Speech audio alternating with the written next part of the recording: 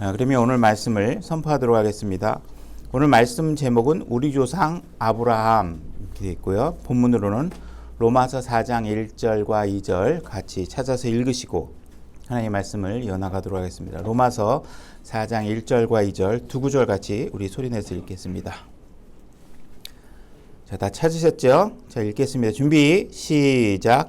그러면 육체에 가난한 우리 조상인 아브라함이 무엇을 발견했다고 우리가 말하리요? 만일 아브라함이 행위로 의롭게 되었으면 그 일에 대하여 자랑할 것이 그에게 있으려니와 하나님 앞에서는 없느니라. 여기 우리의 조상 아브라함이라고 되어 있는 말이 영어로 보면 our father 이렇게 되어 있습니다. 다시 말해서 우리의 아버지, 이걸 이제 영어에서는 우리가 조상이라는 개념으로도 쓰고 이렇게 이중적으로 쓰고 있기 때문에 우리는 조상이라는 단어로 이제 번역을 해 놓은 건데요. 영어로는 아버지라고 되어 있다라는 사실을 우리가 염두에 두고 이 말씀을 이해하시면 좋을 것 같습니다. 그래서 우리 아버지라고 얘기하고 있는데 이 로마서는 사도 바울이 이 로마에 있는 교회에 보낸 편지입니다. 다시 말해서 이 서신서의 수신자는 로마 사람입니다. 그죠? 로마에 있는 교회 다니는 사람들이죠. 그죠? 사도 바울은 유대인이죠. 그래서 아브라함 그러면 유대인의 조상으로 우리가 알려져 있고 이 유대인의 조상을 바울이 우리의 아버지, our father, 우리의 조상 이렇게 얘기하는 데는 별 문제가 없습니다. 그죠? 근데 이 서신서를 수신하고 있는 로마 사람들을 향해서 우리라고 표현하면서 우리의 조상이다, 우리의 아버지다 이렇게 얘기를 하고 있습니다. 그러면 어떻게 유대인의 조상인 아브라함이 어떻게 이방인들에게도 our father, 우리의 아버지라고 얘기할 수 있는 것인가 라는 부분에 관해서 우리가 이해를 하고 있어야 우리의 구원이 어떠한 문제, 어떠한 이슈를 가지고 우리가 구원이 이루어지고 있는 것이고 어떠한 개념에서 우리의 구원이 이루어지고 있는가를 우리가 이해할 수 있게 됩니다. 그래서 우리의 구원이 어떻게 이루어진 것인가, 하나님께서 왜 아브라함을 그렇게 우리에게 제시하고 있는가, 이 문제에 관해서 오늘 살펴보려고 합니다. 우리가 성경을 보게 되면 이제 구약과 신약이 있는데 우리가 이제 통념적으로 이제 우리 학자들의 입장이겠죠. 또 신학적으로나 이렇게 우리가 성경을 분석하기 위해서는 나름대로 그 차이점들을 우리가 부각시켜서 구약과 신약의 차이점들을 우리가 개념화시켜서 얘기하는 경우들이 있습니다. 그래서 어떻게 얘기를 하냐면 구약은 율법과 행위에 관해서 얘기를 하고 있고 신약은 은혜에 관해서 얘기를 하고 있다. 보통 우리가 이렇게 나누어서 보는 경향이 있습니다. 그런데 자기가 본질적으로 들어가다 보면 실질적으로 구약도 사실은 은혜에서 시작해서 은혜로 끝나는 책이다. 결국은 우리는 하나님의 은혜가 없이는 아무것도 될 수 없는 존재이기 때문에 하나님은 구약에서도 사실 우리에게 은혜를 이야기하고 있습니다. 그래서 우리가 이 은혜를 놓치면 안 되는 것이죠. 그래서 만약에 은혜가 없었다면 아담이 선악과를 따먹은 순간, 선악과를 먹은 순간 하나님의 은혜가 없었으면 바로 그날 죽었어야 되는 것이죠. 그죠? 근데 하나님께서는 아담의 생명을 그날 바로 취하지 않으시고 살려두시게 됩니다. 뭐 그 얘기를 오늘 하는 시간은 아니니까. 그래서 하나님의 은혜가 없었으면 아담도 죽었을 것이고 가인 같은 경우에 동생을 죽이기 위해서 손을 쳐드는 순간 아마 그 마음의 동기를 보시고 하나님께서 가인의 생명을 아마 빼앗을 수도 있으셨을 것입니다. 그런데 하나님께서는 그 생명을 건드리지 않고 계시는 것이죠. 다시 말해서 하나님께서는 계속 매 순간 은혜와 긍휼을 베푸시는 것을 보게 됩니다. 노아의 홍수 때도 노아에게 하나님께서 은혜를 베풀지 않았다면 우리 인류는 살아남지 못했을 것입니다. 그래서 오늘날 우리 인류가 살아남고 아직까지 살고 있다라는 것은 하나님께서 우리에게 은혜를 베푸시고 계시기 때문이다. 이 이야기를 우리가 알 수 있어야 됩니다. 그래서 오늘날 신약 성경 로마서가 지금 우리가 은혜로 구원을 받고 영원한 생명을 갖게 되는 과정을 설명하면서 아브라함이라는 사람을 제시하면서 우리의 관점을 창세기로 돌려가고 있는 것입니다. 그래서 우리의 관점을, 우리 시점을 창세기로 돌아가서 아브라함이 어떻게 믿음으로 은혜로 구원을 의롭게 되었는지를 네가 봐라. 그래야 그가 의롭게 되는 과정을 잘 보고 이해하면 네가 오늘날 신약 성도들이 어떻게 의롭게 되고 어떻게 영원한 생명을 얻고 어떻게 하늘나라를 갈 수 있는지를 정확하게 이해할 수 있다. 이렇게 얘기를 하고 계시는 것입니다. 아브라함은 살면서 나름대로 의로운 행동을 했을 것입니다. 그죠? 여러분들도 때로는 누구에게가 선행을 베풀기도 하고 좋은 일도 하고 좋은 말도 하고 이렇게 하면서 상대방을 배려하는 행동들도 하긴 하겠죠. 그죠? 이렇게 우리가 살면서 인간 간의 관계 속에서 어떤 의로움을 행하는 것은 우리 인간적인 관계를 형성해 나가는데 많은 유익이 있을 수 있습니다. 근데 그런 의로운 행위로는 우리가 다가오는 세상, 다시 말해 영원한 세상에 우리가 속하는 문제에 있어서는 별 도움이 되지 않는다는 사실을 알아야 된다는 것입니다. 그래서 아브라함이 착한 일을 많이 해서 의롭게 된 게 아니라 정말 아브라함이 어떻게 해서, 다시 말해서 단지 믿음으로 의롭게 되었다는 사실을 명확하게 우리가 개념을 이해해야지만 된다. 그러니까 지금 로마서의 사도 바울이 얘기하고 있는 건 네가 잘 구원을 받으려면 아브라함이 어떻게 의롭게 되었는지를 좀 가서 잘 봐라. 이 얘기를 하고 있는 것입니다. 자, 3절 보겠습니다. 로마서 4장 3절. 자, 그래서 성경 기록이 무엇이라 무엇라 말하느냐 이렇게 얘기하고 있습니다.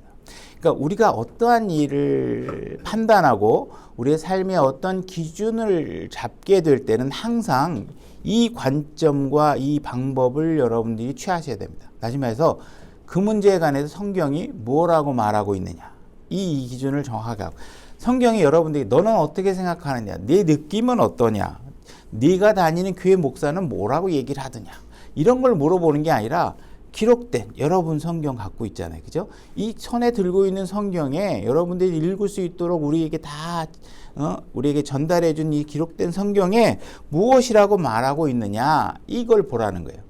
지금 이 부분에 오늘 찾아보라고 하는 얘기는 아브라함에 관해서, 아브라함이 어떻게 우리의 조상이 될 수 있고 아브라함에 어떻게 의롭게 됐는지를 보면 내가 어떻게 구원을 받을 수 있는지를 알 수 있다라고 얘기하는데, 그거를 성경 기록을 통해서 알아봐라, 이 얘기를 하고 있는 것입니다.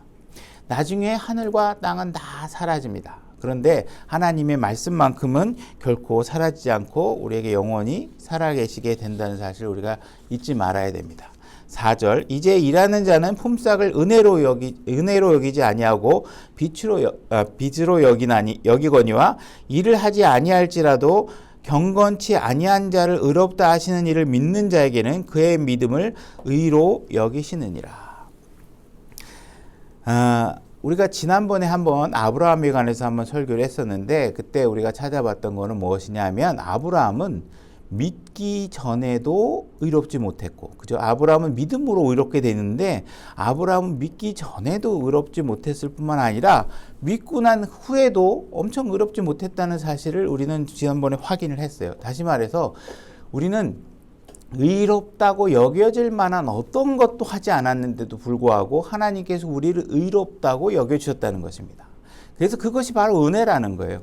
여러분들이 실질적으로 난 의롭게 할 만한 게 있어, 하나님 날 의롭다고 해주셔야 되지 않겠습니까 하고 여러분들이 어떤 수고를 통해서 얻은 의를 하나님에게서 얻었다면 여러분들은 은혜로 얻은 게 아니겠죠. 그죠? 빛으로 여기고 그것을 빚으로 여겨서 하나님께 채무자처럼 요구한 것이, 채권자처럼 요구를 하신 거겠죠. 그죠? 그러나 하나님이 보실 때 실질적으로 우리의 상태는 의를 얻을 만한 아무것도 한 것이 아무것도 없습니다. 그래서 하나님께서 우리가 아무 자격도 없는 우리를 단지 믿음만 하나를 보시고, 믿음을 보시고 우리를 의롭게 해주셨다. 그래서 그가 믿음으로 인해서 의롭게 되었다. 그래서 아브라함이 의롭게 된 것은 하나님이 말씀을 하셨고 그 말씀에 대해서 믿음으로 반응한 사실만을 가지고 아브라함이 의롭게 되었다, 이렇게 얘기를 하고 있는 것입니다.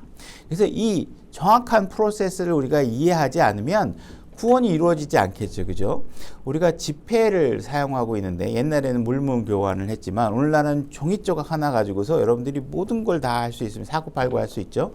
실제로 종이라는 우리 지폐라는 건 재료가 다 종이에요. 그죠? 휴지 조각과 별 다른 게 없는데 우리가 이것을 편의점이나 어떤 상점에 가서 돈을 지불하고 물건을 살 수 있는 것은 우리가 이 휴지 조각 같은 종이가 어떠한 가치가 있다라는 것이 그죠? 그래서 어떤 색깔의 돈이 10,000원이고 어떤 색깔의 돈이 50,000원이라는 가치가 있다라는 것을 관련된 당사자들이 서로 합의되고 약속된 규정이 있기 때문에 그렇습니다. 그죠?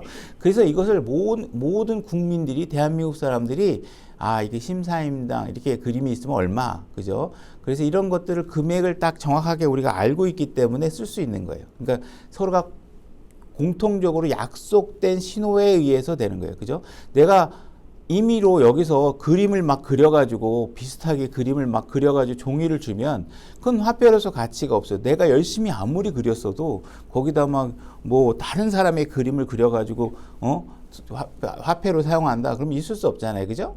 우리가 요즘은 신용거래, 신용카드만, 플라스틱 카드만 제출해도 우리가 원하는 걸 다 사죠. 그죠? 실질적으로 돈은 오고 가지 않은데 서로가 전자 신호만 주고받고 숫자만 하고 오고 가다가 한 달 뒤가 되면 통장에서 잔고가 싹 빠져나갑니다. 서로가 규약된 상태의 어떤 행위를 통해서 가치를 서로 주고받는 것이죠. 그죠?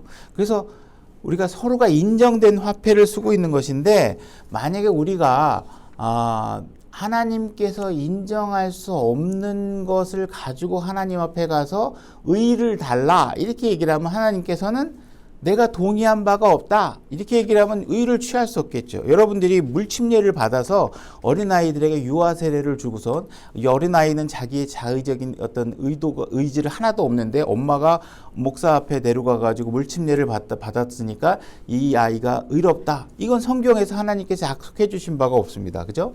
그러니까 유아 세례라든지 물침례라든지 이런 걸 통해서 하나님 앞에 의를 달라 그랬을 때는 서로가 동의된 바가 없기 때문에 이제 원하는 바를 얻을 수가 없겠죠. 그러니까 성경에서 하나님께서 내가 뭘 인정해 주겠다.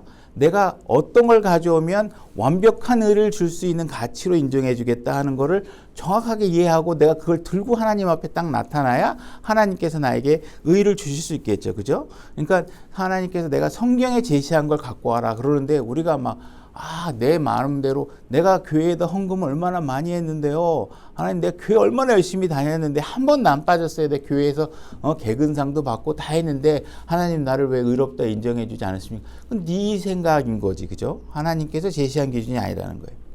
로마서 4장 1절을 다시 보게 되면 그러면 육체에 가난한 우리 조상인 아브라함이 무엇을 발견했다고 우리가 말하리요. 지금 바울이 우리의 조상이라고 우리가 처음에 제시한 것처럼 하고 있는데 과연 그러면 왜 이것이 이 아브라함이 로마 사람들 이방인들에게도 조상이 될 수 있는가? Our father 아버지라고 부를 수 있는가?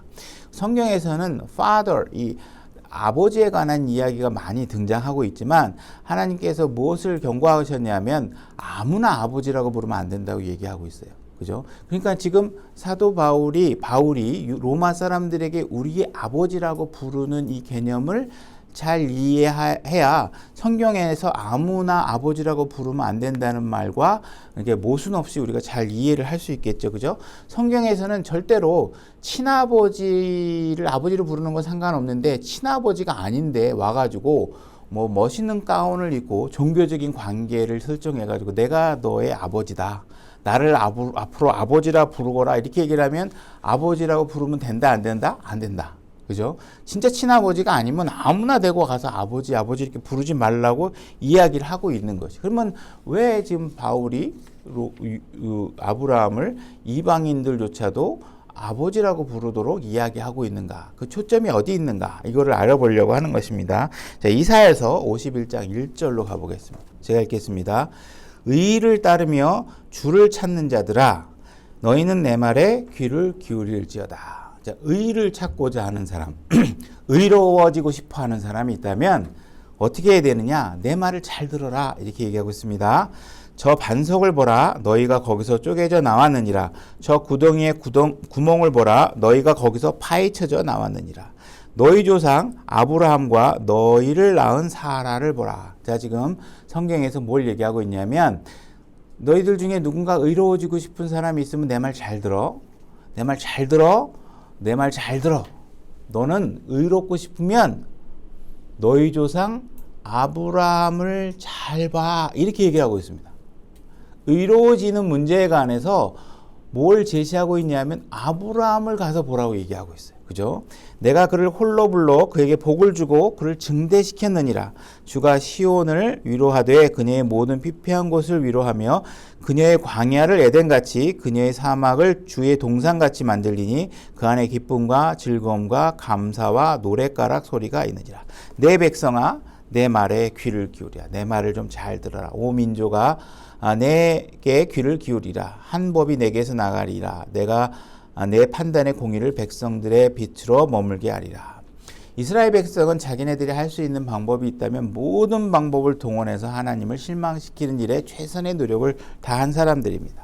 근데 지금 이 이사야서에서 이야기하고 있는 것은 뭐냐면 너희들 중에 만약에 의로워지고 싶은 사람이 있다면 아브라함을 보라 이렇게 얘기를 하고 있습니다. 다시 말해서 이 이사야서에서 지금 얘기하고 있는 것은 바로 로마서에서 사도 바울이 이야기하는 것과 맥락이 정확히 일치하고 있다는 것입니다. 그래서 로마서에서도 마찬가지로 내가 의로워지고 싶으냐? 그렇다면 가서 아브라함을 봐라. 그러면 아브라함이 무엇을 했나요? 이런 질문을 할 수 있겠죠. 너희 조상 아브라함은 너희 아버지가 되는데 나하고 아브라함과 특별한 관계가 성립될 처음에 그 시점에 무엇 때문에 아브라함과 하나님께서 특별한 관계, 의로워짐의 상태가 내가 너를 의롭다고 얘기해주는 그 상태가 이루어졌는지를 봐라. 그걸 얘기를 하고 있는 거예요. 그때 한 것이 무엇이냐면 정확하게 내가 어떤 말을 했고 그 말을 믿음으로 받아들인 거 말고는 아무것도 없다. 그러니 너희가 중요한 건 뭐냐면 내 말을 믿어라. 그죠? 내가 해준 말을 믿는 것만이 의롭게 되는 길이다. 이렇게 얘기를 하고 있는 것이에요. 그래서 아브라함이 의로워지는 데 있어서 중요했던 것은 뭐냐면 하나님의 말씀을 듣고 믿는 건데 자꾸 사람들이 어디로 달려가냐 하면 유대인들이 자꾸 자기네게는 율법이 있다 이렇게 얘기를 하는 겁니다. 근데 율법은 절대로 너희를 의롭게 해줄 수 있는 열쇠가 아니다 이 얘기를 하고 있는 거예요. 자꾸 헷갈리지 마라. 주변에 변죽을 울리는 것에 관심을 빼앗기지 마라. 처음에 가장 순수하게 최초로 나하고 하나님과 관계에 의로움이 성립되는 그 이슈가 어떻게 이루어졌는지를 정확하게 봐라 이 얘기를 하는 거죠. 이들에게 이 유대인들은 자꾸 자기네들은 특별한 민족이다. 우리는 제사를 지내는 방법을 하나님께서 알게 주신 민족이다. 이렇게 얘기를 하고 있는 겁니다. 근데 그게 열쇠가 의로워지는 데 있어서 그건 절대로 어떤 열쇠가 될 수 없다. 하나님께서 얘기하고 있는 거예요. 아브라함을 봐라. 언제? 제일 처음에 나하고 관계가 어떻게 됐는지를 그걸 보라는 거예요. 그죠? 희생물을 드리는 방법. 성전이 있고 거룩한 산이 있고 이런 것들이 주어져 있는데 이런 것들을 가지고 자꾸 우리는 특별하다. 그러면서 하나님 앞에 우리 보십시오. 우리는 제사 지내는 것도 있고요. 우리는 희생물을 드리는 것도 있고요. 우리에겐 율법이 있습니다. 이방인을 향해서 하나님 앞에서도 우리가 특별합니다 하면서 마치 그것으로 자신들이 의로워질 수 있다고 생각하는데 하나님은 자꾸 그거 보지 말고 아브라함이 처음에 그죠? 그에겐 아직도 율법도 없었고 그에겐 아직도 어떤 희생물을 드린 제사 방법도 내가 가르쳐 준 적이 없었고 그죠? 그가 어떻게 특별하게 나에게 어떤 특별한 민족이 되기 이전에 뭔가 그가 나에게 처음에 나하고 어떤 관계가 성립될 때 무엇 때문에 되었는지를 봐라 이 얘기를 하고 있는 거예요. 그것이 바로 말씀에 대한 믿음이라는 거예요. 그걸 자꾸 놓치면 안 된다는 거예요.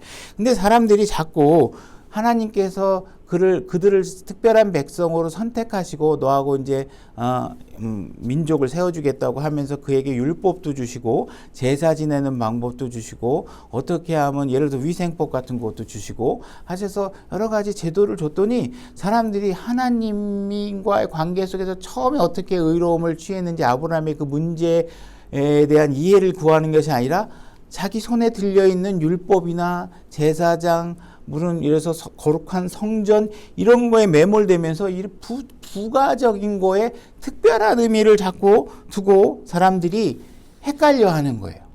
아브라함에게는 그 당시엔 하나님의 경배를 드리는 방법도 하나님이 제시한 적도 없고 그에게 뭐 지켜야 될 율법을 주신 적도 아무것도 없어요. 바로 그 시작점에 무엇이 있었는지를 정확하게 보라. 그것이 깨끗하게 그 순간을 보게 되면 너희들도 오늘날 신약 성도들이 나와 함께 더불어 의로움을 내가 인정해 줄 수 있는 방법을 정확하게 볼 것이다. 자꾸 주변의 것들에 헷갈리지 말아라. 그죠? 이렇게 얘기를 하고 있는 것입니다. 그래서 오늘날 신약 성도들도 자꾸 하나님께서 나하고 어떻게 하면 이루어질 수 있는 일을 성경을 통해서 정확하게 잘 가르쳐 주고 있는데 사람들은 자꾸 종교적인 형태, 종교적인 행위 이런 것들을 가지고서 자꾸 내가 하나님 앞에 특별하다. 그죠? 정작 하나님의 말씀에 순종하진 않고 그죠? 자기가 종교적인 자꾸 어떤 허례허식이나 이런 규정들을 만들어 놓고 그걸 지킴으로 인해서 마치 자기네들이 거룩하게 됐다고 하는 본질과는 다른 것에 매몰돼서 자꾸 자기 의를 주장하는 일들이 벌어진다는 거예요.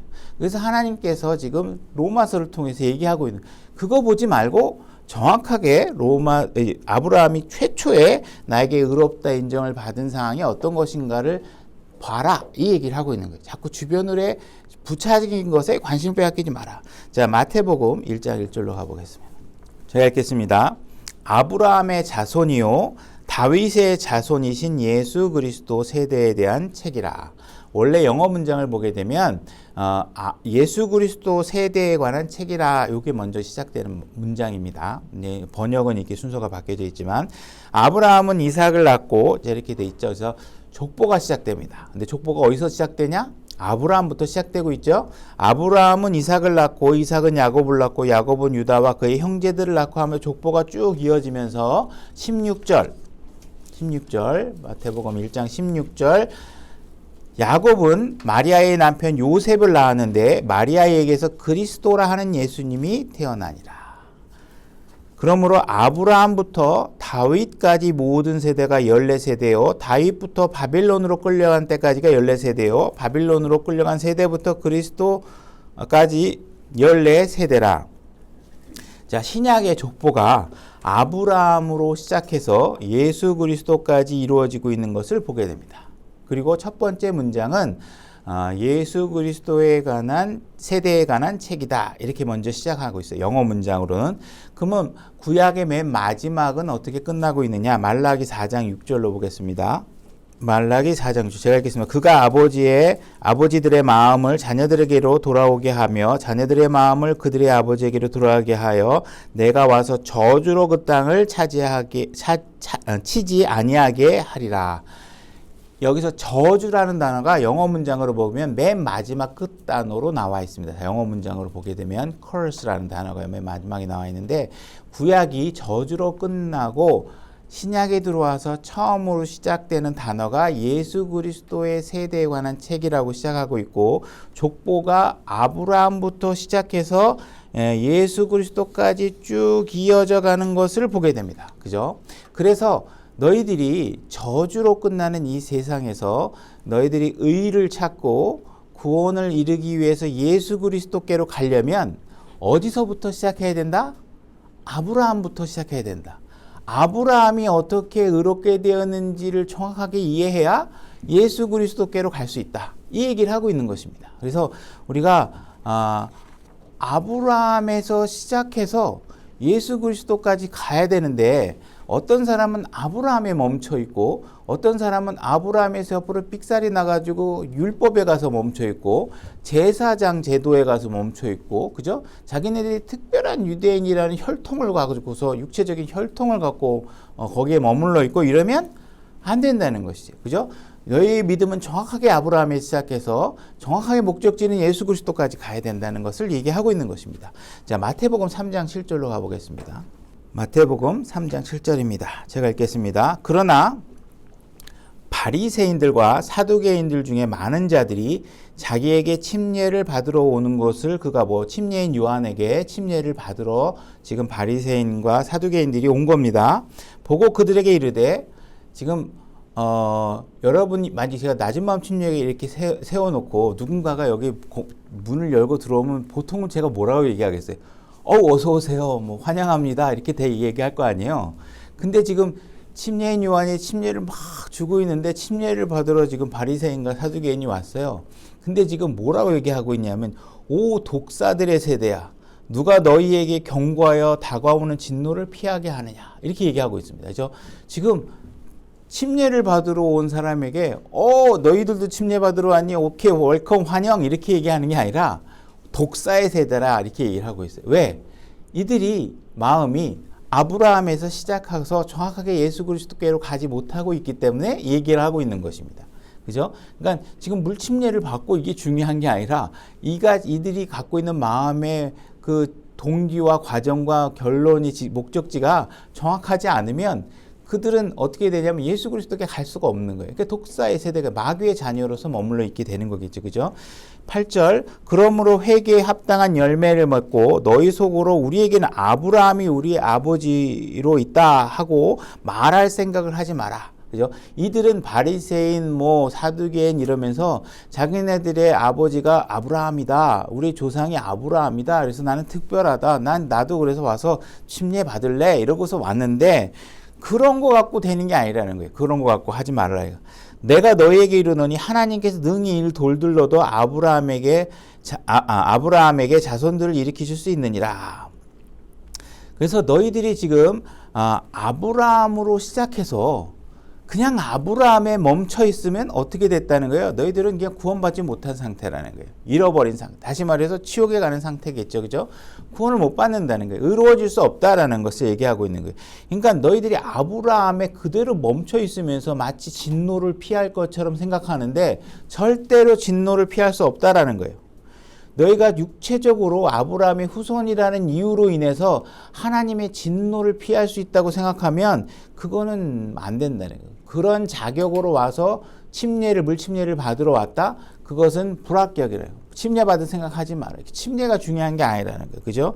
너희들이 여기에 와서 침례를 받고 예수 그리스도를 만나고 그분을 만나고 침례를 받아 예수 그리스도께로 가려고 하면 너희들은 육체적인 혈통으로 와야 되는 것이 아니라 뭐예요? 영적인 혈통으로 나에게 와야 된다. 이 얘기를 하고 있는 것입니다. 그래서 오늘날 신약교회에서도 많은 사람들이 무슨 그리스도인이십니까? 그러면 모태신앙입니다. 이렇게 얘기하잖아요. 이거 비성경적인 얘기죠. 그죠? 나는 우리 아버지가 그리스도인이기 때문에 나도 그리스도인이다. 우리 아버지가 장로니까 나도 그리스도인이다. 우리 아버지가 목사니까 나도 그리스도인이다. 이건 있을 수 없다는 거야. 아버지가 믿는다고 해서 그 혈통으로 인해서 육체적인 혈통으로 해서 나도 자동으로 의로움을 인정받을 수 있는 신앙을 소유하게 되느냐? 그럴 수 없다는 거예요. 너의 아버지가 아브라함 아니야? 아브라함 할아버지가 돼도 안 된다는 거예요. 네가 아브라함에 시작해서 예수 그리스도께로 가고 하나님을 발견하고 하나님께로 갈 수 있는 상태가 되어야지 너희들이 말씀에 믿음을 두지 않으면, 그죠? 정말 기록된 말씀에 믿음을 두지 안 하고 인간이 만들어낸 제도와 이런 것들에 매몰돼서 그냥 혈통만을 주장하고 있다면 안 된다. 이 얘기를 하고 있는 것입니다. 이제 요한복음 8장 30절로 가보겠습니다. 제가 읽겠습니다. 그분께서 이 말씀을 하심에 많은 사람이 그분을 믿더라. 이에 예수님께서 자기를 믿은 그 유대인들에게 이르시되 너희가 내 말에 거하면 참으로 내 제자가 되고, 그죠? 예수 그리스도의 말씀, 곧 하나님이신 그분의 말 안에 거하면 내 제자가 된다는 것입니다. 또 너희가 진리를 알리니 진리가 너희를 자유롭게 하리라 하시니라. 진리가 너희를 자유롭게 한다. 이 말씀은 세상 사람들도 굉장히 많이 쓰죠. 그죠? 굉장히 이슈화된 성경 말씀이고 많은 사람들이 인용을 하는데 실질적으로 성경에서 얘기하고 있는 말씀의 취지대로 우리가 인용하지 못하는 경우가 굉장히 많습니다.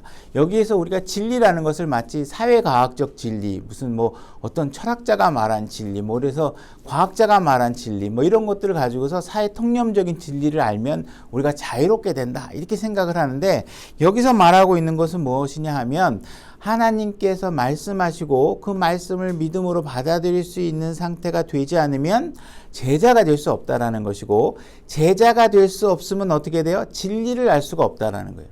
여러분들이 하나님 말씀을 받아들이지 않으면 진리를 볼 수가 없어요. 그러면 그 진리가 자유로워질 수가 없겠죠. 그런 진리로 인해서 자유로워질 수가 없겠죠. 그러니까 하나님의 말씀이 없이는 자유로워질 수가 없다라는 거예요. 예수 그리스도를 소유하지 않고는 자유로워질 수 없다라는 사실을 얘기하는 거지, 무슨 사회과학적, 사회적 통념이 갖고 있는 무슨 진리를 우리가 알아야, 그래서 공부를 열심히 해서 진리를 많이 알아야 너희가 자유로워질 수 있다, 이런 식으로 사용할 수 있는 말이 아니라는 거예요. 이 말은 여러분들에게 예수 그리스도가 소유될 때, 하나님의 말씀이 여러분 안에 거할 때, 그것을 믿음을 받아들일 때 여러분들이 자유를 얻을 수 있게 된다. 그죠? 그런 얘기를 하고 있는 것입니다. 33절, 그들이 그분께 응답하되, 이제 그 얘기를 듣고 들은 사람들이 얘기하는 거죠. 우리는 아브라함의 씨로서 결코 누구에게도 속박된 적이 없거늘 어찌 내가 이르기를 너희가 자유롭게 되리라 하느냐 하매, 여기서 보면 아브라함의 씨로서 이렇게 얘기하고 있죠. 그죠? 이들이 얘기하고 있는 상태는 항상 아브라함에 머물러서 내가 아브라함의 씨이기 때문에 하늘나라에 갈 수 있는 특권을 내가 누리고 있는데 내가 무슨 나보고 뭐 자유를 얻을 수 있냐느니 없냐느니 이런 얘기를 하느냐. 이미 나는 아브라함의 씨라는 조건만 형성되면 모든 게 해결된 사람인데 네가 어떻게 대해서 무슨 또 다른 얘기를 하느냐, 이 얘기를 하고 있는 거예요. 그죠? 그러니까 이들이 갖고 있는 것들은 아브라함이라는 육신적인 후손만을 자꾸 강조하고 있을 뿐 실질적으로 하나님의 말씀을 소유하고 있는 데는 관심이 없는 것이죠. 그죠? 그래서 여기 보면 누구에게도 속박된 적이 없거늘 이렇게 얘기하고 있죠. 그래서 유대인들의 역사는요, 속박되었다가 풀려났다가 하는 일에 대한 반복적인 역사를 보여주고 있는 사람들입니다. 이들은 이집트의 포로가 돼서 노예로 살았었고, 미디안에게 속박되었고, 블레셋, 바빌론, 페르시아, 메데, 그리스, 그리고 이 말을 하고 있는 이 당시에는 로마라는 제국의 식민지 국가로서 살고 있는 사람들이에요. 그러니까 이들은 속박의 역사인데도 불구하고 이들은 자기 자신들이 한 번도 속박된 적이 없다, 이렇게 얘기를 하고 있는 것이에요. 그러니까 이들은 지금 예수 그리스도의 말씀을 거부하기 위해서 거짓말도 서슴없이 하고 있는 거예요. 근데 이러한 자세는 이들의 자세뿐만 아니라 오늘 신약 시대에 우리가 복음을 전하게 되면 복음을 듣는 사람들이 반응하는 모습과 아주 동일한 것입니다. 그래서 우리가 복음을 전하면 그들에게는 복음이 필요 없다고 얘기를 하고 있습니다. 그래서 나는 그런 복음이 없어도 잘 살고 잘 먹고 잘 살고 있고, 내가 교회 안 다니도 말이야, 내가 지금 40평대 아파트에 좋은 데서 잘 살고 있고 있는데 무슨 교회를 다니라고 그러고 하나님이 없으면 못 산다고 그러고 그 얘기를 하느냐, 이렇게 거부를 한다는 거예요. 근데 예수님께서 얘기하고 있는 이야기의 초점을 우리가 모르기 때문에 그 얘기를 하는 것이죠. 그죠? 우리가 예수 그리스도를 알지 못하면 우리는 죄에 속박당하고 있는 거예요. 죄의 노예로 살고 있는 거예요. 우리에겐 죄의 문제가 굉장히 심각하다는 사실을 우리가 모르기 때문에 자꾸 예수님이 필요 없다고 얘기하는데, 예수님은 그 본질을 알고 계시기 때문에 내가 정말 너에게 간절히 얘기하는데 정말 너에게 필요한 건 40평 아파트가 아니라 나야. 나를 갖지 않으면 죄의 속박의 문제가 해결이 안 되고 결국은 너는 지옥에 갈 수밖에 없어.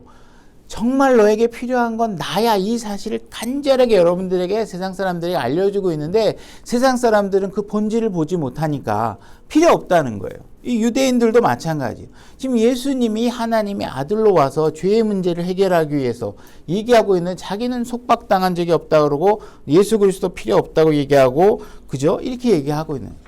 그러나 그걸 전하는 예수님의 마음엔 너무도 간절하게 너희들의 필요가 분명히 나다, 내가 없이는 안 된다고 지금 간절하게 얘기를 하고 있는 것이죠. 그죠? 34절, 예수님께서 그들에게 대답하시되 진실로 진실로 내가 너희에게 이르노니 누구든지 죄를 짓는 자는 죄의 종이니라. 너희들은 죄의 종이다. 분명히 너는 죄를 짓고 있고 죄에 대해서 종으로 살고 있다, 이 얘기를 하고 있는 것입니다. 오늘날 복음을 전하면서 당신은 죄의 종입니다, 이렇게 얘기를 하면 사람들이 막 웃죠. 그러면서 그들의 생각은 뭐냐 하면, 죄, 그거 내가 얼마든지 마음 먹으면 안 질 수, 나 종 아니야. 내가 그냥 짓고 싶어서 짓는 거고, 짓기 싫으면 안 지을 수 있다니까? 너 술 중독자지? 그럼 중독자 아니야. 그냥 나 안 마실래면 안 마실 수 있어. 대부분 다 이렇게 얘기합니다. 종이 아니라고 해요. 근데 죄의 문제에 있어서 만약에 여러분들이 진짜 죄의 종이 아니라면 딱 하루 24시간만이라도 죄를 한 번도 안 짓고 지내볼 수 있냐는 거예요. 불가능해요. 불가능해. 우리 마음속에 일어나는 수많은 생각들과 이런 것들이 죄로부터 단 한 발자국도 떨어질 수 없다는 사실을 우리가 인식하면 예수님이 뭘 얘기하고 있는지를 우리가 알 수 있다. 근데 대부분 사람들은 죄의 종이라 그러면 그걸 인정하기 싫어해요. 내가 선택하는 거지. 마치 내가 죄를 선택한 것처럼 얘기하는데 실질은 뭐예요? 죄가 우리를 노예처럼 부리고 있어요. 그걸 모르면 안 된다는 거예요. 그래서 그걸 간절하게 얘기하고 있는 거예요. 35절 종은 영원한 집에 거하지 못하되 아들은 항상 거하니라. 자, 죄의 종. 너희는 아버지 집에 거할 수 없는데 나, 아들은 영원히 거할 수 있어. 다시 말해서 나는 하나님의 아들이야. 나는 죄가 없어. 나는 죄가 없기 때문에 하나님과 더불어 영원히 있을 수 있는 존재야. 근데 너희들은 죄의 종이야. 너희들은 내가 필요해. 이렇게 얘기를 하고 있는 것입니다. 그래서 너희들에겐 죄가 있기 때문에 하나님 근처를 갈 수 없어. 그러나 나는 하나님의 아들이고 그분과 영원히 할 수 있다는 사실은 나에게 죄가 하나도 없다는 사실을 얘기하고 있는 거야. 그러니까 너는 이 이야기를 잘 이해하면 정말 너에게 필요한 거는 대통령 자리도 아니고 50평, 60평대짜리 아파트도 아니고 나라는 사실을 알아야 돼. 네가 60평짜리 아파트 살다가 지옥에 가면 그거 아무 소용없어. 네가 대통령 하다가 지옥 가면 아무 소용없어. 그러니 나를 가져야 돼. 이 얘기를 하고 있는 것입니다. 36절 그러므로 아들이 너희를 자유롭게 하면 너희가 참으로 자유롭게 되리라. 나는 너희들이 죄인이라는 걸 알고 있고 나는 너희들을 죄로부터 자유롭게 해줄 수 있는 사람이야. 그러니 나를 필요로 해야 된다. 이 얘기를 하고 있는 것입니다. 나도 너희가 아브라함의 씨인 줄 아노라. 그러나 내 말이 너희 안에 있을 곳이 없으므로 너희가 나를 죽이려 하는도다. 그죠? 지금 이들은 어떻게 하면 예수 그리스도를 죽일까 굉장히 궁리하면서 쫓아다니는 사람들입니다. 그래서 이들이 자기는 아브라함의 씨라고 주장하고 있는데 예수 그리스도, 다시 말해서 하나님이신 그분을 죽이려고 노력하고 있는 것을 보니 어떻다는 거예요? 너희 안에 내 말이 없구나. 너는 그냥 육신적인 혈통과 그냥 가오잡으로 여기 왔구나. 내가 국정원 출신이야 뭐 이런 거 하고 있는 거예요. 그죠? 내가 바리새인, 내 혈통 있는 집안이야. 내 힘 있어. 권력도 있고. 근데 내가 마음만 먹으면 너 재판에 넘겨서 다 죽여버릴 수 있어. 네 까불고 있네. 네가 나를 자유롭게, 내가 너 말 안 들으면 내가 널 죽일 수 있어. 이렇게 지금 얘기하고 있는 거예요. 근데 예수 그리스도는 지금 뭐에게 너희들이 잘 이해해야 된다는 거예요. 그렇지 않으면 지옥에 간다는 거예요. 이 얘기를 해주고 있는 거예요. 나는 내가 내 아버지와 함께 본 것을 말하고, 그죠? 하나님과 더불어 계셨던 그분은 내가 본 걸 얘기하는 거죠. 너희는 너희 아비가 함께 본 것을 행하니라. 그죠?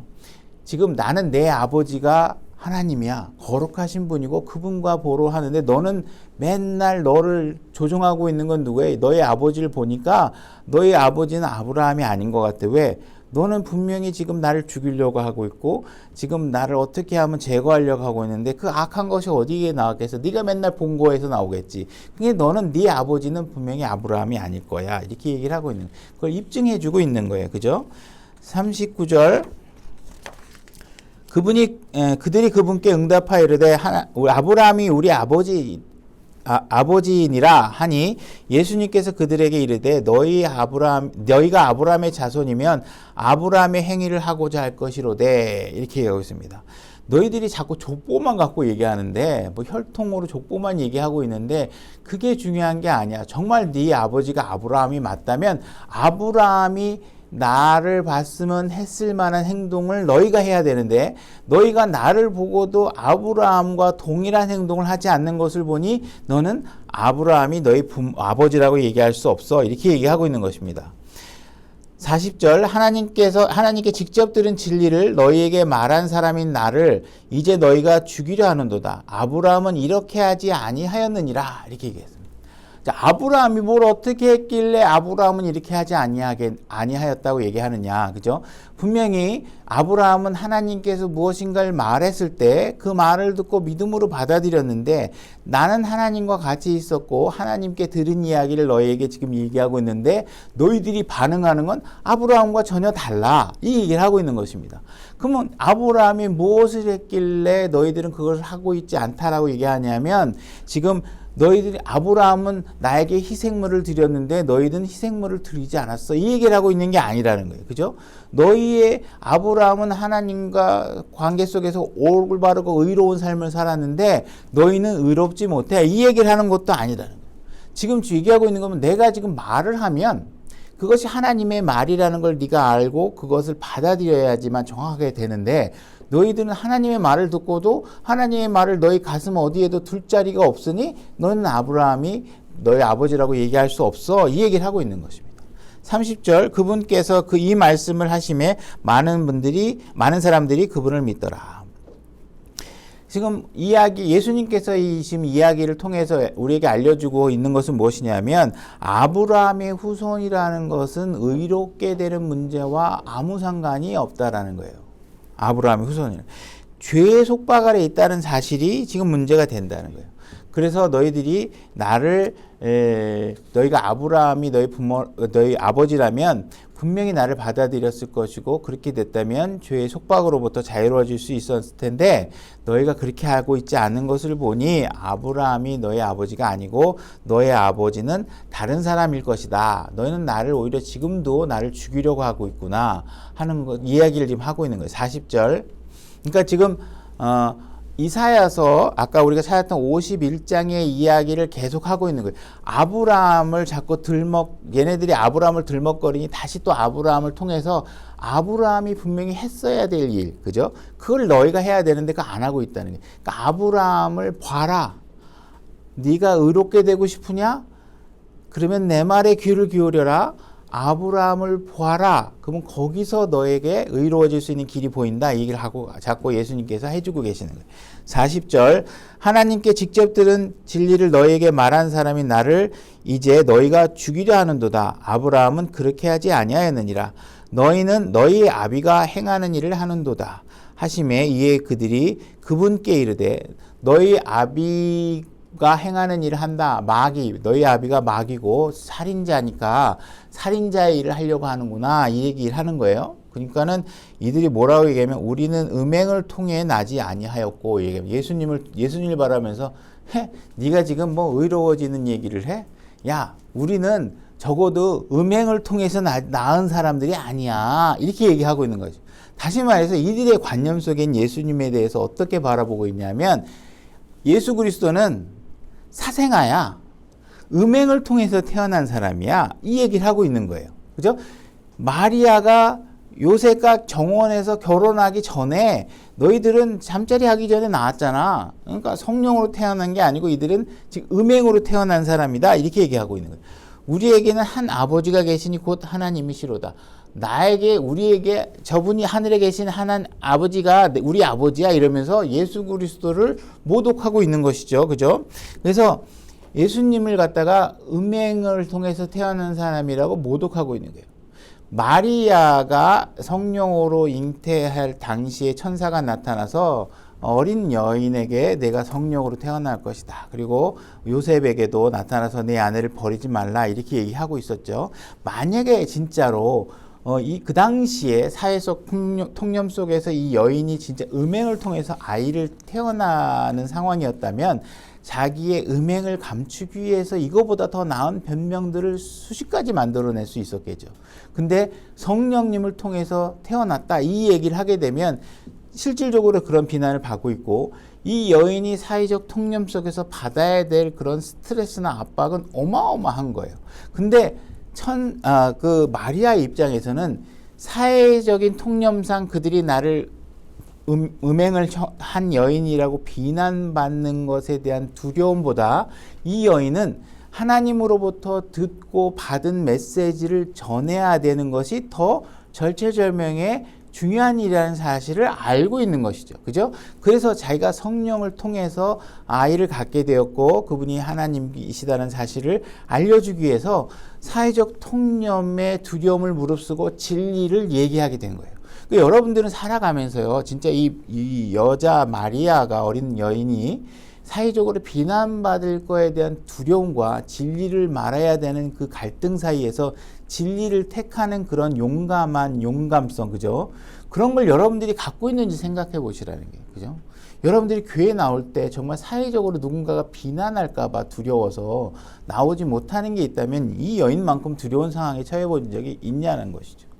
그러니까 여러분들은 조금의 조롱을 좀 싫어하는 것이지 이 당시에 이 여인이 음행을 통해서 아이를 낳았다라는 비난보다 더 심한 건 아닐 거예요. 그죠? 그러니까 우리는 세상의 비난을 두려워해야 될 것이 아니라 진리를 얘기하는 것이 더 가치 있다는 사실을 이야기할 수 있어야 되는 것이. 그래서 우리에게는 한 아버지가 계시니 곧 하나님이시라 이렇게 얘기를 하고 있죠. 예수님 앞에서 지금 막 공자할 맹자를 지금 하고 있는 거죠. 진짜 아버지와 아들 관계에 있는 사람이 나타나 있는데 자기가 진짜 하나님이 자기네들의 아버지라고 얘기하니까 얼마나 답답하겠어요. 안타깝고. 42절 예수님께서 그들에게 이르시되 하나님이 너희 아버지였으면 너희가 나를 사랑하였으리니 이는 내가 하나님으로부터 나서 나왔기 때문이라. 나는 스스로 오지 아니하였으며 그분께서 나를 보내셨느니라. 너희가 어찌하여 내 말을 깨닫지 못하느냐. 이는 너희가 내 말을 들을 수 없기 때문이라. 그죠? 이게 들을 수 없는 상황이 된 사람에겐 참 안타까운 거죠. 이게 예수님이 얘기해도 못 알아먹으면 이게 어떻게 돼? 우리 같은 사람이 얘기해서 못 알아듣는 사람이 있는 건 절망하시면 안 돼요. 그죠? 우리가 복음을 전하면 매번 다 절망이잖아요. 내가 알고 있는 이 진리를 왜 안 받아들이지?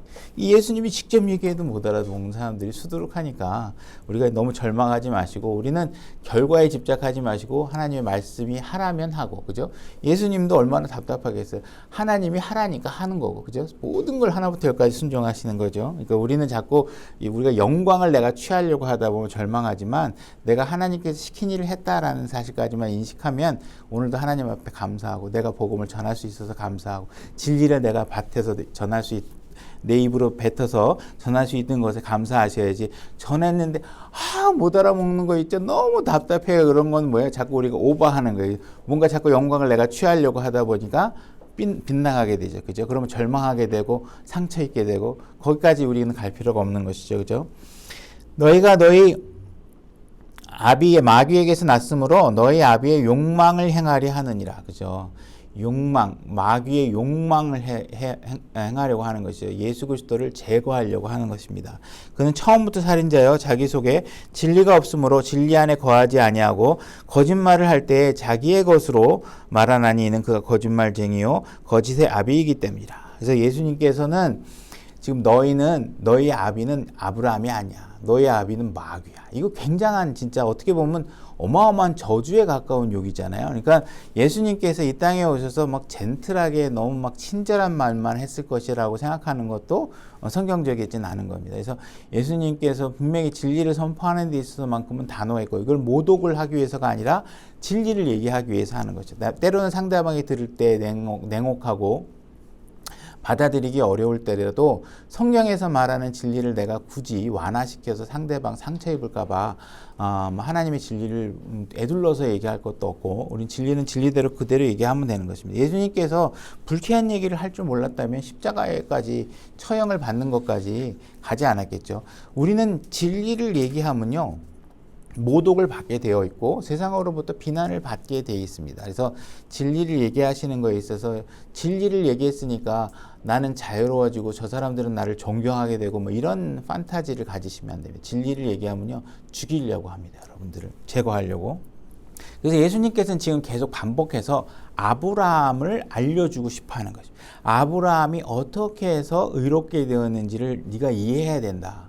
지금 이 아브라함이 내 조상이라는 거 하나 갖고 모든 걸 다 해결하려고 하는데 이게 너 안 된다는 거예요. 그죠? 아브라함은 너희들이 잘 생각해봐라. 아브라함이 처음에 하나님과 만났을 때는 율법을 준 적도 없어. 뭐 지켜야 될 절기가 있었던 것도 아니고 뭐 희생을 드리는 제도가 있었던 것도 아니고. 그죠? 그래서 로마서 4장에서 분명히 얘기하고 있는 것은 너희들에게 분명히 주의 만찬이라는 어떤 예식 같은 거 형식도 있고 침례도 있고 복음을 전하는 일 정말 좋고 말씀 선포하는 일 정말 유익한 방법이고 이웃을 사랑하는 일 정말 좋은 거지만 네가 그런 행위를 했다고 해서 하늘나라에 가느냐? 아니다 이거죠. 그죠? 내가 목사기 때문에 매일 여기서 말씀을 선포하죠. 그러니까 이런 행위 때문에 내가 하늘나라에 가느냐? 그렇지 않다는 거예요. 뭐냐? 하나님의 말씀이 요구한 믿음을 내가 행했느냐를 보는 거지. 그죠? 거짓 목사들이 강대상에서 지금 그럴듯한 하나님 말씀을 선포하는 사람이 세고 셌죠. 그죠? 그들이 하늘나라에 가는 게 아니라는 거예요. 하나님이 요구하는 초점을 정확하게 아브라함에서 찾으라는 거예요. 무슨 행위나 이런 걸 통해서 하는 게 아니라 아브라함이 어떻게 구원을 받았는지 그걸 이야기하라는 거예요. 그래서 우리가 다른 사람들에게 구원의 확신을 줄 때 제일 우리 복음이 갖고 있는 매력이 무엇이냐 하면 우리가 스스로 무엇인가를 할 수 없다는 사실을 인정했을 때 복음의 메시지가 우리에게 들어올 수 있다는 거예요. 그죠? 우리가 할 수 있는 게 아무것도 없다는 사실 우리에게는 너무나도 행복한 일인데 우리는 자꾸 그걸 잘 이해 못하는 것이죠. 그리고 우리가 무엇인가를 해서 구원을 받을 수 있다고 하면 하나님 입장에서는 네가 만들어내는 것들은 전부 다 오염되고 더럽고 부패한 것도 투성인데 자꾸 우리가 뭔가를 해서 막 하나님 앞에 인정받으려고 바둥바둥 하는 거에 대해서 하나님께서 인정할 수 없다는, 네가 아무리 거룩하고 깨끗하게 뭘 만들어 와도 하나님 눈에 봤을 땐 다 오염되고 더럽다는 거예요. 그러니까 우리가 어떻게 해야 돼요? 하나님께서 오염되지 않은 방법으로 십자가를 통해서 자신의 아들을 통해서 이렇게 해놓고 거룩한 이 구원의 메시지를 우리가 믿기만 하면, 그걸 가지고 오면, 이 거룩한 걸 믿음으로 가져오면 하나님께서 오케이, 의롭다고 해주겠다는 거예요. 근데 자꾸 내가 뭔가 해갖고 와서 내가 목사 내느니, 내가 헌금을 많이 했다니, 교회 출석을 잘했다느니, 내가 누구를 도와줬다느니, 내가 선행을 했다느니, 뭐 어려운 사람 밥을 퍼줬다느니, 이런 거 갖고 하나님 저 잘했죠? 이렇게 하면 냄새 난다는 거예요. 더럽다는 거예요. 그거 하지 말라는 거예요. 그러니까 그런 거 다 제껴 놓으라는 거예요. 그리고 예수님께서 해놓은 거, 그 거룩한 걸, 깨끗한 것을 가지고 오라는 거예요.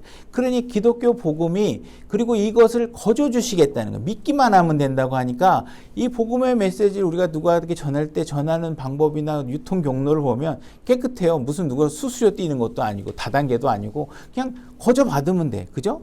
근데 문제는 뭐냐? 이것을 듣는 사람들이 지금 어떤 사람이라는 거예요?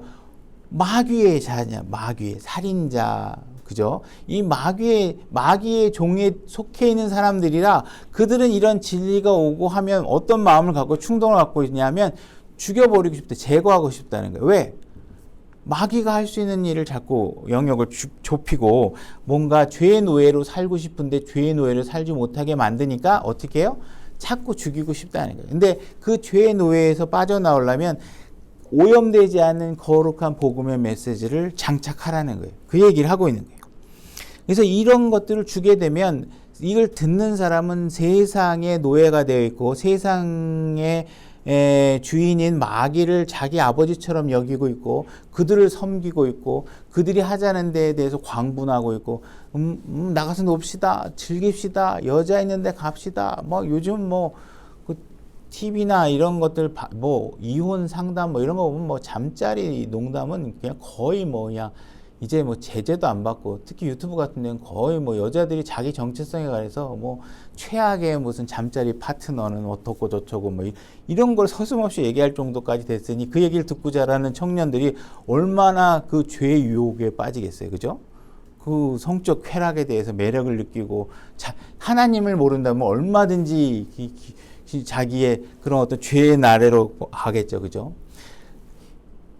이 이스라엘 민족은 이집트에서 440년간 노예로 살고 있다가 모세라는 사람이 등장해서 이들을 구출해 주려고 합니다. 그래서 파라오에게 가서 내 백성을 돌려달라고 합니다. 하나님께서 이들을 보내주시죠. 이렇게 말 한마디 했더니 어떤 일이 벌어졌냐 하면 이집트 파라오 왕이 오라? 얘네들이 나를 벗어나서 가려고 그래? 그러고 나서 일회용을 어마어마하게 가중시킵니다. 그래서 막 더 힘들게 만들고 뭐 더 지푸라기도 막 맘대로 주지 말라 그래서 가서 막 고생해서 얻어오게 하고 하니까 이제 이 사람 백성들이 어떻게 해요? 이제 백성들이 뭘 하냐면 모세를 막 이제 막 싫어하는 거예요. 네가 왜 나타나가지고 우리를 구한다 그래가지고 여기서 이집트에서 잘 살고 있는데 말이야, 나를 왜 이렇게 자꾸 힘들게 만드는 거야 하면서 하나님이 이들을 죄에서부터 구원하려 달라고 하는데 자꾸 죄의 노예가 되려고 하면서 구원해 주려는 사람을 싫어하는 거예요. 그죠? 이 교통경찰이 특히 버스 같은 거, 버스 운전기사가 교통 위반하면 딱 차를 세워가지고 불법 좌회전하셨습니다. 그리고 딱 뛰려고 그러면요, 버스 기사들이, 제가 목격한 바는 요즘은 어떤지 모르겠어요. 버스 기사들이 시간을 끕니다. 그래서 좀 봐달라고 그러고 막 시간을 끌으면 어떤 현상이 일어나는지 아세요? 버스 안에 승객이 누구 편을 들 것 같아요? 운전기사 편을 들고 경찰을 갖고 아니 말이야 지금 막 급해 죽겠는데 왜 버스를 잡고서 난리를 치냐고 그러면서 법을 법대로 집행하는 사람은 집행을 못하게 하고 막 경찰을 막 압박합니다. 그럼 놔줘야 돼. 버스 거기 있는 사람들이 다 난리치면. 그러니까 이런 상황들이 사람들은 실질적으로 보면 법에 대해서 굉장히 불편함을 많이 겪어요. 실질적으로 그것이 자기에게 장기적으로 훨씬 유익이 되는데 당장의 불편함 때문에 죄에 타협하고 마귀의 제안에 동의를 해버려요. 그러니까 이들은 지금 모세가 나타난 것도 불쾌하게 여기는 거예요. 그래서 어쨌든 간에 이들을 여차저차해서 그냥 하나님께서 여러 가지 이적도 보이고 표적도 보이고 재앙도 내리고 해서 그거 어떻게 해서든지 끌어내갖고 데리고 나옵니다. 광야에 딱 데려갔더니 어떻게 돼요? 광야에 갔더니 이제는 광야에 가가지고도 이제 이집트에서 먹었던 고기가 생각난다든지 이집트에서 먹었던 야채가 생각난다든지 막 이러면서 하나님에게 원망을 하는 거예요. 이들은 그들이 자기를 괴롭혔던 거, 일의 하중을 일의 부담을 늘렸던 거, 그들이 정말 노예로 살았다는 거, 그죠? 이런 사실에 대해서는 기억하지 않고 자기들이 이게 편집을 해갖고 좋은 것들만 편집해가면서 그들이 그걸 갖고서 좋아하는 거예요. 사람들이 죄의 결과로 인해서 난 일은 고통스럽고 싫어합니다. 그죠? 여러분들이 음행을 통해서 가정이 망가졌어요. 그러면 가정이 망가지면 하나님 도대체 왜 가정이 망가졌습니까? 제 가정을 회복시켜 주십시오. 막 기도하는데 음행을 안 하겠다는 얘기는 안 해. 그죠? 자기가 거짓말을 하고 사기를 쳐서 사업이 망했어. 아니면 자기가 노력하지 않고 게을러서 사업이 망했어. 그러면 자기가 사업이 망한 거 하나님한테 막 원망합니다. 그래서 왜 이렇게 경제적으로 어렵습니까? 그러면서 내가 더 열심히 일하는 자기 모습으로 만들려고 하는 그 원인은 고치려고 하지 않고 죄의 결과로 인해서 불편해진 것들만을 자꾸 얘기하는 경향이 많다라는 거예요. 그죠? 그래서 이들은 정말 하나님 앞에 무언가 지금 죄의 노예로 살면서 그거로부터 자유롭게 해주려고 하는데 그 말귀를 잘 못 알아듣는 경우가 많습니다. 진짜 고쳐야 될 거 고쳐야 되는데 그걸 안 고치고 결과만을 갖고 자꾸 얘기를 하니까. 자, 로마서 4장 1절로 다시 가보겠습니다. 그러면 육체에 가난한 우리 조상인 아브라함이 무엇을 발견했다고 우리가 말하리요.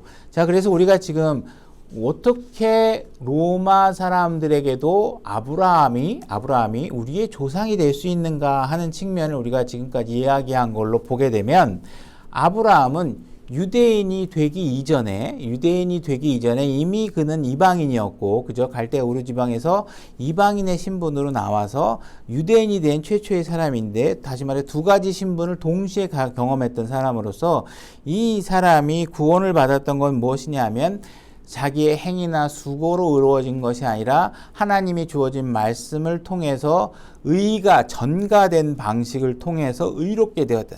아브라함은 믿은 뒤에도 의로운 생활을 해내지 못합니다. 여러분들이 구원을 받았다고 그 다음날부터 막 의로운 일을 행할 수 있는 존재가 되느냐? 그게 아니라는 거예요. 단지 우리에게 그 의로움을 여겨주시는 거예요. 크레딧 해주시는 거예요. 그러니까 의롭다고 여겨주시는데 그 전가된 의를 받는 방식이 유대인 아브라함이나 우리나 동일하기 때문에 바로 우리가 의롭게 된 방식과 동일하기 때문에 그 측면에서 아브라함은 우리의 믿음의 조상이 된다, 이렇게 얘기하고 있는 것입니다. 그래서 그들이 아브라함이 의롭게 된 방식과 내가 의롭게 된 방식이 같기 때문에 이 성경에서 최초로 그 방식을 기록해 놓은 그 상징적인 인물로 그가 우리에게도 이방인에게도 조상이 된다. 왜? 유대인과 아무 상관없이 유대인의 율법이나 혈통이나 이런 것과 상관없이 그가 의로워진 건 단지 주어진 말씀을 믿은 것만 때문이고 우리도 주어진 말씀을 믿은 것 때문에 의롭게 될 수 있기 때문에 그렇다는 것입니다. 그리고 여기서 육체에 관한 한 이렇게 얘기를 하고 있죠. 다시 말해서 이 육체라는 말은 영어로 flesh라는 단어를 쓰고 있습니다. flesh라는 단어를 쓰고 있는데 이 육체 가난한 그도 죄인이고 우리도 죄인인 상태에서 의롭게 된 최초의 방식이 너무나 똑같기 때문에 그도 우리의 조상이 된다, 이 얘기를 하고 있는데 이 flesh라는 말을 좀 이해하기 위해서 이 flesh라는 것은 인간에게만 주어진 게 아니라 새나 짐승이나 이런 사람들, 이런 존재들도 다 육체를 갖고 있다. 플래시를 갖고 있다 얘기합니다. 고린도전서 15장 39절로 가보겠습니다. 고린도전서 15장 39절. 고린도전서 15장 39절입니다. 모든 육체가 같은 육체는 아니니 한 종류는 사람의 육체요, 플래시요. 다른 것은 짐승의 플래시 육체요. 다른 것은 물고기의 플래시 육체요. 다른 것은 새의 육체의 플래시 육체다. 그래서 새, 사람, 짐승 모두가 다 플래시라는 것이죠. 그래서 인간의 몸은 인간의 몸도 플래시라고 할 수 있는 것이죠. 그래서 플래시라는 걸 갖고 있는데 갈라디아서 2장 20절로 가보겠습니다. 저 읽겠습니다.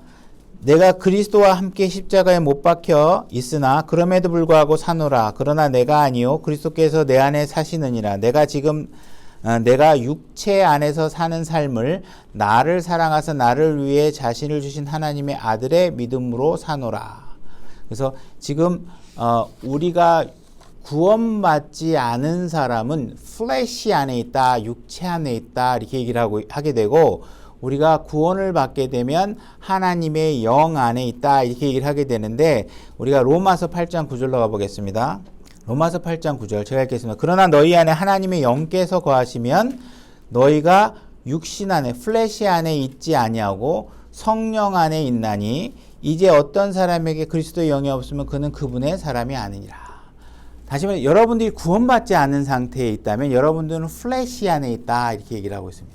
근데 여러분들이 구원을 받으면 플래시 안에 있을 수도 있고 성령님 안에 있을 수도 있고, 이게 아니라 여러분들은 구원을 받으면 다 누구 안에 있어요? 성령님 안에 있는 것입니다. 그죠? 그런데 여러분들은 성령님 안에 있는데 아직 이 플래시가 그대로 있고 있으니까 성령 안에 있으면서도 성령님의 통제를 거부하면 어떻게 돼요?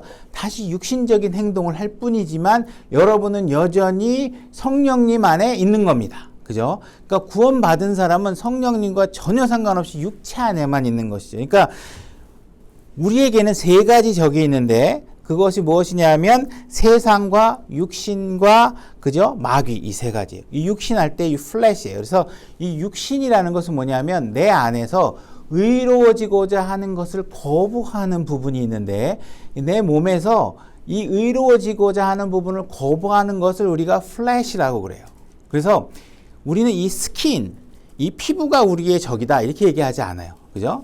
우리의 바디, 이게 죽으면 들어가는 이 몸의 재료, 이거를 우리가 플래시다, 뭐 하나님의 육신 적이다 이렇게 얘기하는 게 아니라 우리 안에서 의로운 일을 하고자 할 때 거부하는 존재가 이 안에 육신적으로 있는데 그 존재를 플래시라고 하는 거예요. 죄를 사랑하는 존재. 그죠? 그래서 이 플래시, 죄를 사랑하는 존재로서도 아브라함은 동일하게 이런 죄를 사랑하는 존재로서 의롭게 된 조상이 누구냐 하면 아브라함이라는 거예요. 근데 그 의롭게 된 방법이 뭐냐 하면 바로 믿음만을 가지고 우리는 플래시의 통제하에서 성령님의 통제 안으로 들어가는 상황에, 그죠? 의로워지는 방법으로 들어가게 됐다. 그래서 죽으면 결국은 썩어 없어지고 우리가 죽으면 지옥에 갈 수밖에 없는 그런 육신적인 존재. 나중에 우리는 성령님 안에 있기 때문에 이 육신을 다 버리게 되겠죠, 그죠?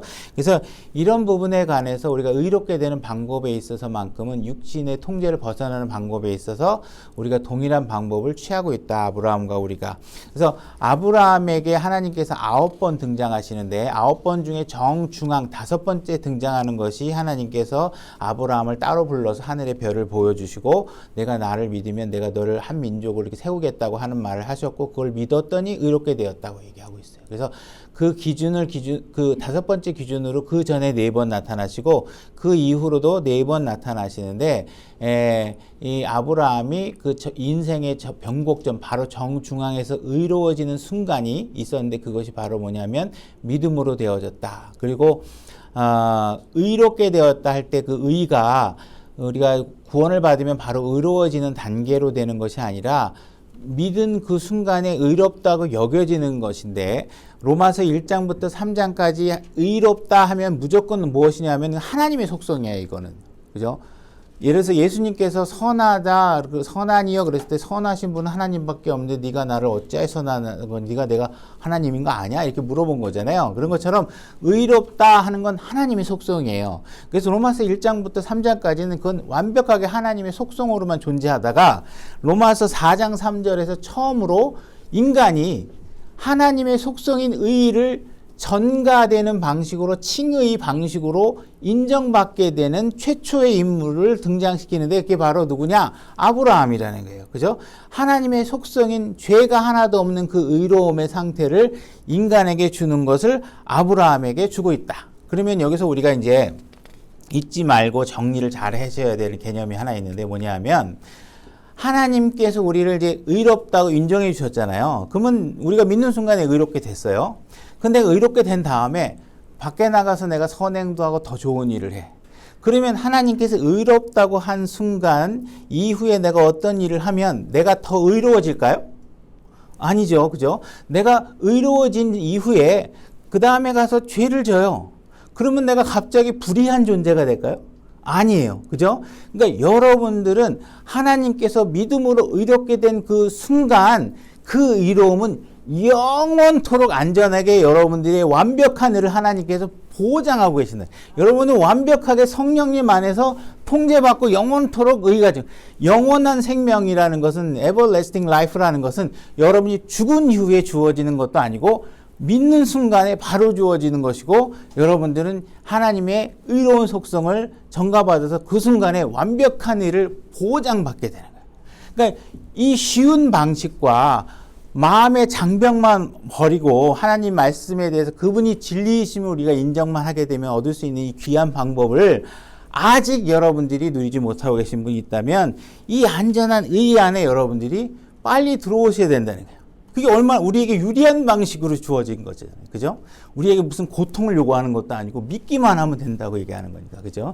그래서 여러분들이 의로워지는 방식, 아브라함을 통해서 하나님께서 의를 어떻게 전가해 줬는지 방식. 그래서 우리가 아브라함이 우리에게도 믿음의 조상이 된다는 방식을 잘 이해하시고 그 여러분들이 소유한 의가 얼마나 가치 있고 중요한 것인지를 깨닫는 시간이 되었길 바랍니다.